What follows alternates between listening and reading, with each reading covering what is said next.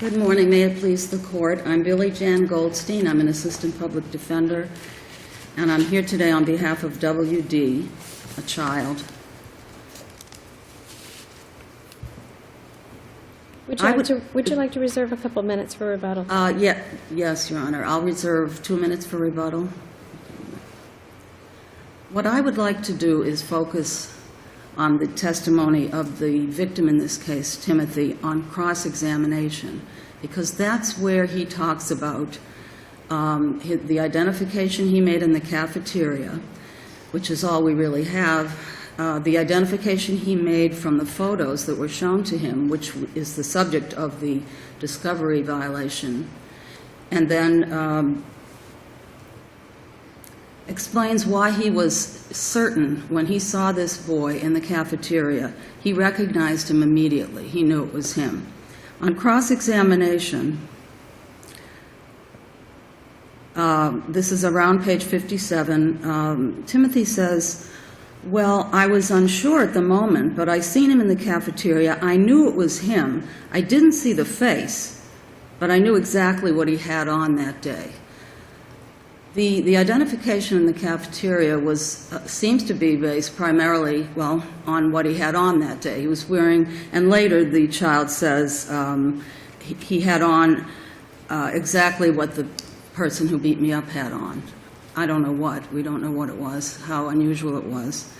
When he goes to Coach Stafford with this information, the coach knows what's going on and knows that when this child sees the perpetrator, they should contact Detective Valdez. But the coach doesn't contact Valdez right away.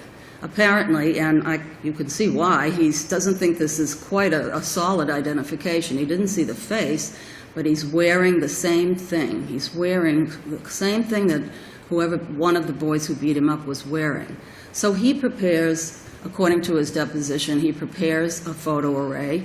He shows it to the boy, and the boy then says, "Yes, I'm confirming it." And that's on pages 58 and 59.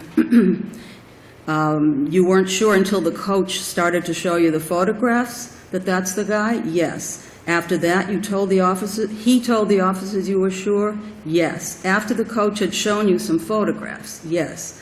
And there's more, but basically, so your ID was through the photographs. That's how you identified him to the investigating officers? Yes.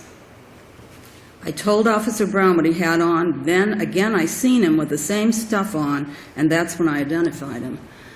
So it's obvious that this photo lineup was very important, because without it, the coach would not have called the officer and said, our victim, Timothy, saw a boy wearing the same clothes as one of the perpetrators. He had to show him the lineup. He felt he had to, and you can see why. And it was only after that Timothy confirmed, yes, that's the one. And then they called the detective, and then he came in, and then he arrested this child.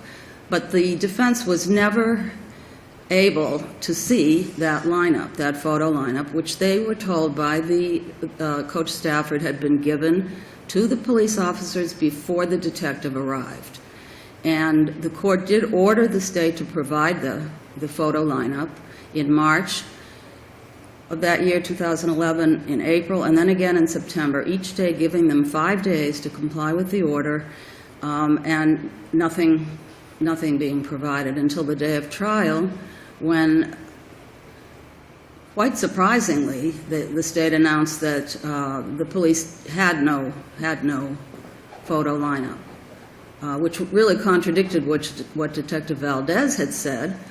In April, they were set for trial, and he was in the hallway, and once again the defense was saying, we need those photos, and the assistant state attorney went out and brought in Detective Valdez, and at that point he said something like, well, that lineup doesn't exist. The only one I know of is the one I did.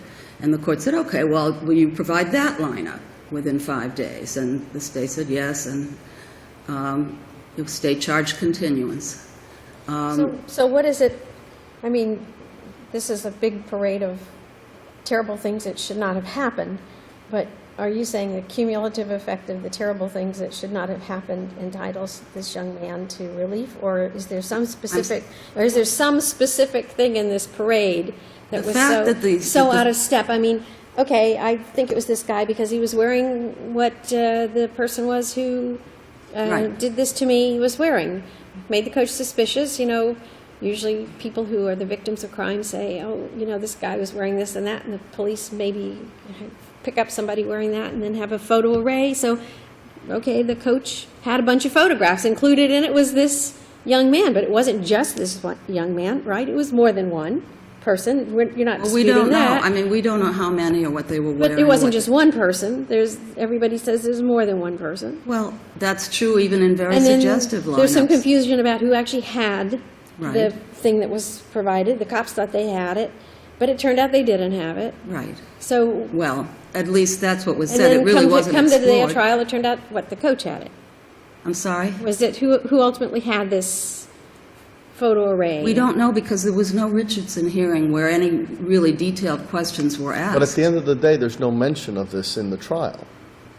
No, the state just says he identified and he was sure. But we need to know, how did he identify this child, our client, WD? How did he... Before he saw the lineup, he had already identified him. That's I think the flaw in your argument. Okay. Your argument suggests that he would not have identified him but for the lineup. And the evidence would tend to show, for the trier of fact, that the victim indeed identified the defendant because he wore the same clothes, and that's his testimony. We don't know what those were, if they're common, if it was... And that's the subject of cross-examination. That's what cross-examination is for. The lineup has nothing to do with this. It appears to be a red herring in the whole argument because there wasn't... you can't be prejudiced by discovery that's nowhere introduced in a trial and doesn't show innocence. The discovery certainly might have shown how the in-court identification, which is what the court relied on in this case, was bolstered or tainted by that lineup. We really would like to know, what was WD wearing in his photo in the lineup? Was he wearing that same thing? Is he one of those kids who wears the same thing all the time? If he was wearing exactly the same thing as the perpetrator, that's somewhat suggestive, and that's an important argument to make in terms of why this cafeteria identification of clothing, which may be something that many children wear, should not be something that's relied on, in light of the fact that he had no opportunity to really observe who was hitting him at the time of the offense. The court needed to find out a little bit more. It's not a red herring because the identification in the cafeteria, as I quoted, was he was sure he didn't see the face, but he was wearing the same thing. But there must be many children in high schools who wear the same thing. We don't know what thing it is, if it's a common thing. Again, that's the subject of cross-examination. The fact that we don't know what it is your burden, not the state's. The state has got a witness who says he wore the same exact clothes that the perpetrator wore. And based on that, I am sure it was him. That's what we have. Until the day of trial, the defense was expecting to see this. They were very surprised on the day of trial, after 6 months, that the state would announce that they didn't have it. It seemed that they were looking for it, and at the end of each 5-day period, when they were ordered to provide it, they never said, we diligently searched and we couldn't find it. They didn't say anything. They reassigned the case, and that attorney said, what makes you think we have it? And the whole thing started all over again. So it was a surprise not to have that, and if they had had that lineup, there are many things that they might have had to do. I'm sorry, You're right up against your time, so let's hear from the state, and we'll give you your 2 minutes on the Thank you.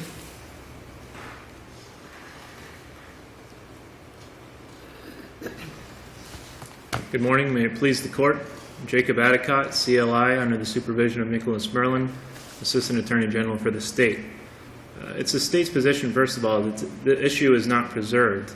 as it was waived by defense counsel below, failing to bring up this alleged discovery violation at trial when it was given the go-ahead to do so by the court, especially upon cross-examination of Officer Valdez, whom the defense believed had possession of a photo lineup or knowledge of a photo lineup.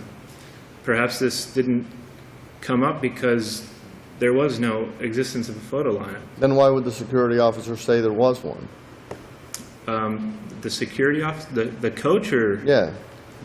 the coach, it's established in the record that the coach did show the victim photos. Okay. So why don't we have those?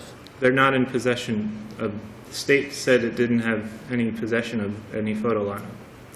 And that was seen from the first motion to compel. They said, the state says, if it exists, we'll provide it. And then the next motion to compel, it was Well, established but Officer that, Valdez walked in there and goes, oh yeah, somebody's got it and we're going to make it available, and nobody had it and nobody made it available. So that was a problem. that was That was a big problem. a problem, Your Honor, and it appears to be mass confusion, as there were 6 different attorneys assigned to this case. It always is at the state attorney's office, mass confusion. But that doesn't, I mean, that shouldn't prejudice this juvenile. I mean, this juvenile, no matter if there's 100 lawyers on the case, is entitled to have his rights protected and to have the case proved against him beyond a reasonable doubt. So, you know, there were some promises made that this existed and that it would be forthcoming, and it didn't exist and it wasn't forthcoming. So Yes. now the question is, should this all be unwound because of that? It was established that at trial, when Officer Valdez took the stand, that he didn't do a photo lineup because he was asked, is there any other investigation you did other than this peek-in, where he had the victim peek in and say, yes, that's the appellant. So what do you say the defense should have done? The defense, they were given the go-ahead at trial to raise an alleged discovery violation when the court said, okay, you can raise this issue at trial. There was no objection raised, and they had an adequate opportunity to cross each witness, and they failed to do so. They dropped the ball. I think it's more akin to Lucas in that they didn't raise an objection when they needed to. Therefore, the state believes that this issue isn't preserved. And on that alone, we should affirm. Is that the whole thing? And this, it's the state's position. The second point is that there was no discovery violation because it was established that there was no photo lineup. The victim testified that no officer showed him a photo lineup. The officers testified that they didn't receive a photo lineup from the coach. And as we set out in the brief, even if there was failure to conduct a Richardson hearing, it was harmless error because the defense wasn't procedurally prejudiced. They didn't rely on this strategy, and the state didn't rely on any photo identifications to prove its case.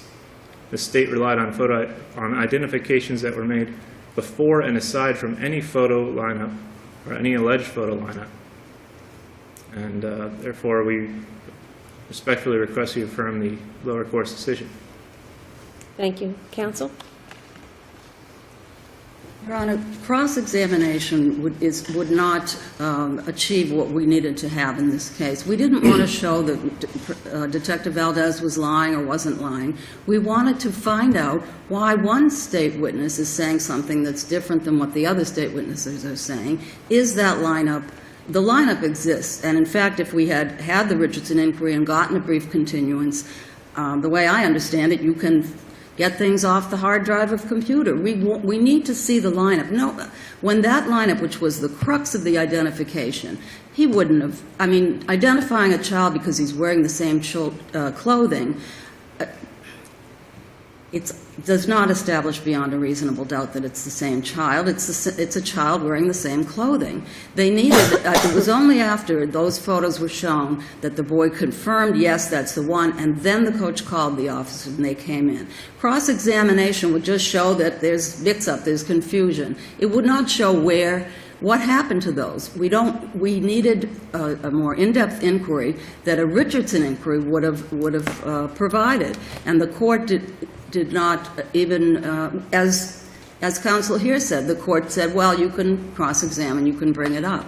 We were not attempting to show that people were lying. We were attempting to find what happened to that lineup so we could look at it, see how suggestive it was, or if our client was wearing exactly the same clothes that he was wearing. Is he one of those children that wears the same clothes every day? And if he was wearing the same clothes, there are other questions that arise. And if no one could find it, then we would have a whole different strategy in approaching this trial. We would have to redepose Mr. Stafford. He would become the substitution for the photos, and we, I guess, could have possibly subpoenaed him and had him provide all the details that we needed, that we thought would be provided when we got a copy of that photo array that we had been promised 3 times before. Thank you, counsel. Thank you both.